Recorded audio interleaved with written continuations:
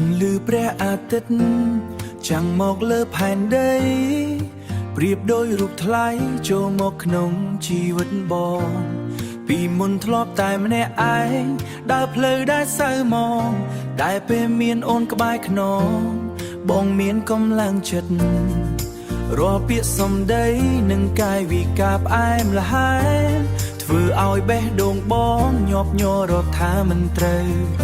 អរគុណមេឃដែលប្រណីឲ្យយើងបានជួបផ្លូវឲ្យបងបានស្គាល់ពាក្យថាស្រឡាញ់ច្បាស់ក្នុងចិត្តអូនគឺជាម្ចាស់ដូងដែលបងស្វែងរកយូរហើយមិនចង់ឲ្យរូបត្រានត្រើយឃ្លាតឆ្ងាយពីបងសូមបីមួយនាទីស្រឡាញ់យ៉ាងខ្លាំងណាស់ម្ចាស់ចិត្តរូបស្រីសន្យានឹងថែស្រីឲ្យល្អបំផុតក្នុងលោកនេះទោះមានឧបសគ្គអ្វីក៏បងមិនរញរាឡើយគ្រប់ពេលដែលបងហត់ឬមានរឿងស្មុគស្មាញគ្រាន់តែឃើញស្នាមញញឹមអូនក៏បាត់អស់កង្វល់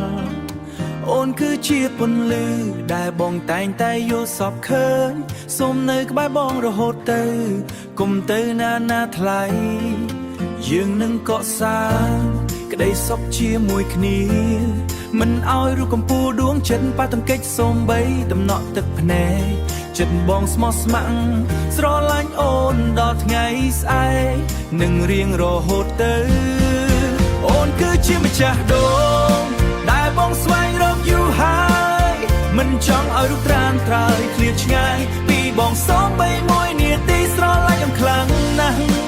ម្ចាស់ចិត្តរូបស្រីសន្យានឹងថែស្រីឲ្យល្អបំផុតក្នុងលោកនេះទោះមានឧបសគ្គអ្វី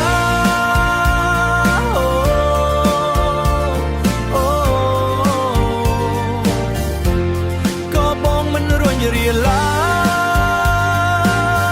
យស្រឡាញ់តែអូនម្នាក់ម្ចាស់បេះដូងពិនរបស់បង